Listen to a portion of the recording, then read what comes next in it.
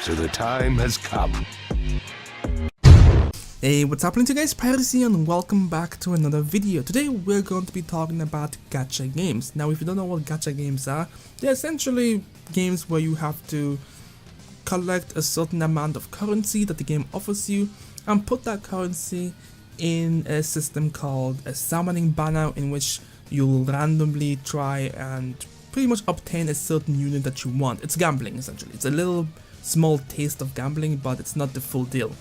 And I wanted to talk about this topic particularly because I've been seeing a bunch of gacha videos, because I do watch them from time to time because they're pretty interesting. I like seeing people's reaction.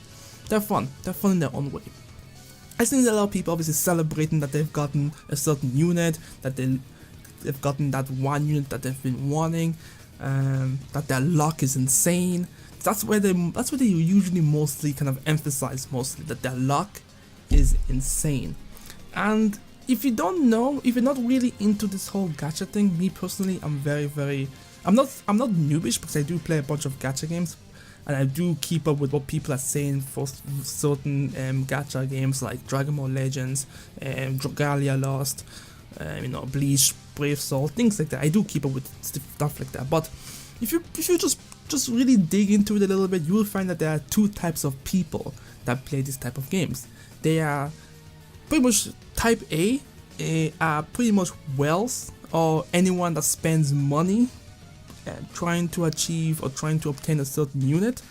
And then there's type B, cheapskates, or people who just don't spend any money, free to play players. So basically, I was trying to be a little bit more dramatic, but what I'm trying to get at is that there's pay to win players and free to play players. That's it. And these are the two types of players.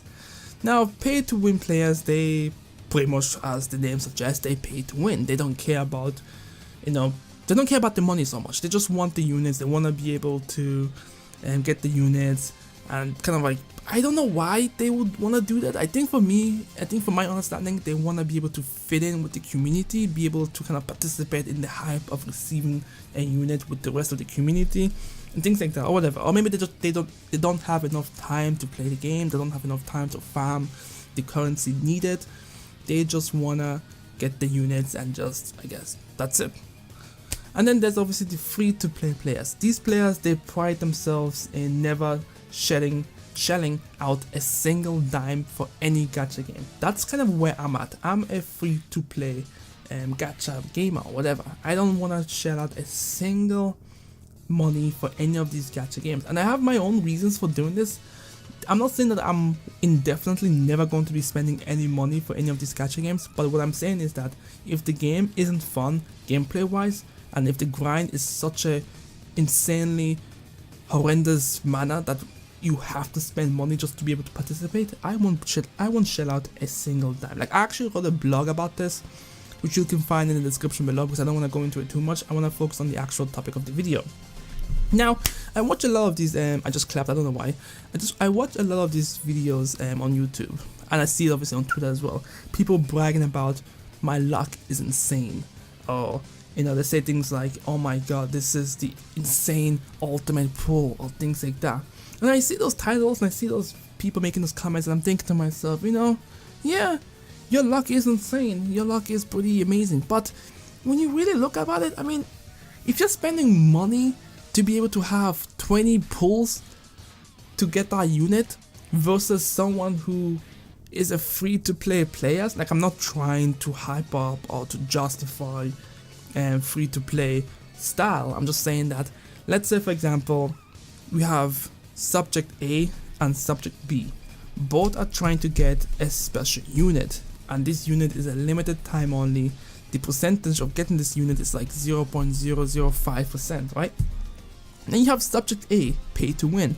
He is probably spending 500 euros or maybe 50 euros or something like that. Something like a decently crazy amount of money to be able to summon 10 to 20 times. I don't know, I haven't paid money, so I don't know what the actual, ratio that is. But basically, let's just say he has 20 times or 10 times the ability to summon a unit, versus a free-to-play player who has to grind throughout the day to be able to get enough currency to make at least 1 or 2 summons.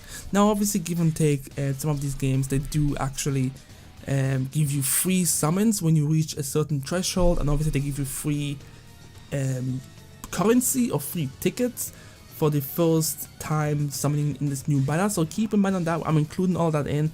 Now you have these two subjects, right? They both pull that special unit. Now tell me, which one is actually more impressive? Because, you know, the guy who's spending money to increase his chances by like 50 times and he gets the unit, I mean, kind of guaranteed when you really think about it, versus the guy who his only chance of summoning is when he actually grinds and gets that one chance to summon in that summon battle. Like, wow, just give me a sec. So I'm back. I had to cough, but they basically I'm trying to say is that the people who are on YouTube, Twitter bragging about they're getting that special unit, when you know that they're spending money on that banner, it's not that impressive. It really isn't. I'm being honest with you. That's just how I feel as me as a person. That's why I'm asking you guys to see what you guys would think about this, because it's not big luck if you're spending money trying to get something versus, like, I see people say big luck, oh, this is insane, or this is outrageous, but it's like, for me, it's like, well, you're spending this huge amount of money constantly to get this unit. When you get it, it's like, you got it. And I don't know how it makes them feel. That's kind of like another aspect I've always wondered. Spending 50 to maybe 100 euros to get that digital data unit that you can never use monetary wise unless you sell your account, which is also kind of funny, but still. Versus the guy who grinds it out, has such a little chance, like, it is insanely stupid how much of a little chance he has of pulling that unit, and he ends up pulling that unit. That's more impressive to me versus the people who are just spending money, huge amount of money to get that unit. Now the exception with this is actually YouTubers, because obviously they spend that huge amount of money doing all the summoning banners. They make videos out of it, put the video out, and the video kind of pays back that investment that they made into the actual banner. So I can see YouTubers doing it because it makes sense. They kind of make money out of that. Even though YouTube doesn't pay that much, they still cover it somehow.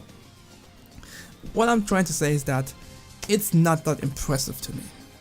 When I know that you spend 50 euros or more trying to summon on this banner, it's not impressive to me. It's like, okay, you increased your chances several times just to be able to get that unit. Even yes, I know that one of those, the unit that I used as an example is like 0.005% chance. You're still increasing the chance, so it becomes less impressive. Versus the guy who actually had to grind it out, spend what, 2 to 4 hours grinding it out just to be able to take that one chance and then not get it. And obviously we know that these banners, they don't stay for long. It's like, what, they stay for like 2 to 4 days at a time. So that's what I mean, because, you know, let's say for example, because the only good thing that comes out of spending money when it comes to these banners is obviously duping your Super Saiyan Goku or whatever, duping your unit. Because yes, the free-to-play player, when he summons that actual special unit from that banner, he has it, but it's not as powerful as someone who obviously spends the money, summons multiple versions of that banner and makes him powerful. That's just what I'm trying. I just want to see what you guys think about it. This is just like an open question to you guys. Is it, what's more impressive?